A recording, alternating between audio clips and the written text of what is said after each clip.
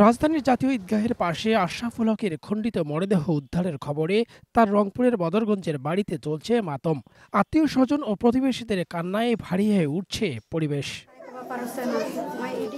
স্বজনরা জানায়, ঢাকা যাবার আগের দিন আশরাফুলের বাড়িতে একই টেবিলে দুপুরের খাবার খান অভিযুক্ত জরেজ।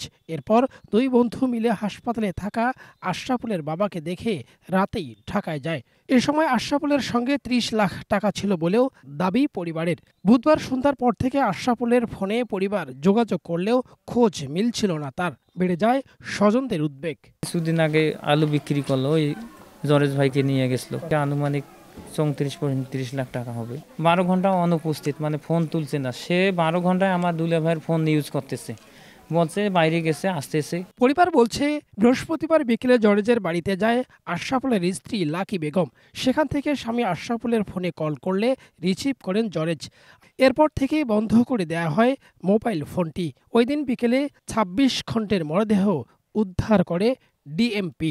বিদেশ যাবি তারে টাকা চাওছে, পাশে পাশে ঘুরি মোর ভাইও কাঁ শেষ করছে নিগি টাকা টুকে শোক নেছে কাড়ি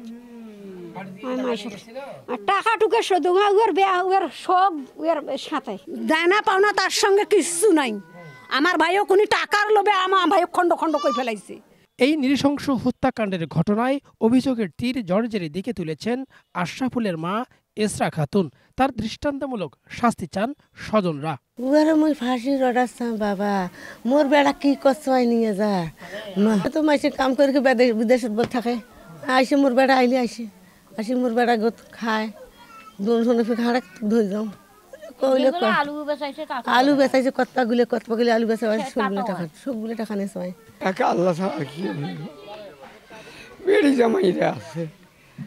আল্লাহ মানুষের কথা কর নিজের হইল, তোরাও তো বোঝেন বাবা নয় কি। এ ঘটনায় শাহবাগ থানায় মামলা করেছেন নিহতের বোন। আসামিদের ধরতে অভিযানে নেমেছে পুলিশ। ইতিমধ্যে সুরুথাল এবং পোস্টমর্টম কার্যক্রম সম্পন্ন হয়ে গিয়েছে। মামলা রুজু হয়ে গেছে, তার বোনবাদী হয়ে অলরেডি মামলা করে ফেলেছে আমাদেরকে। তো আমরা এই মামলায় যেহেতু আসামিরা অজ্ঞাতনামা, আসামিদের বিরুদ্ধে আমাদের অভিযান অব্যাহত আছে। আমরা আশা করি যেহেতু মামলা তদন্তাধীন, আমরা মানে খুব শিগগিরই হয়তো এইটার ভালো ফলাফল আমরা পাবো আর কি, আসামি ধরতে পারবো ইনশাল্লাহ। আসামিদের দ্রুত গ্রেফতার এবং দৃষ্টান্তমূলক বিচার চায় পরিবার।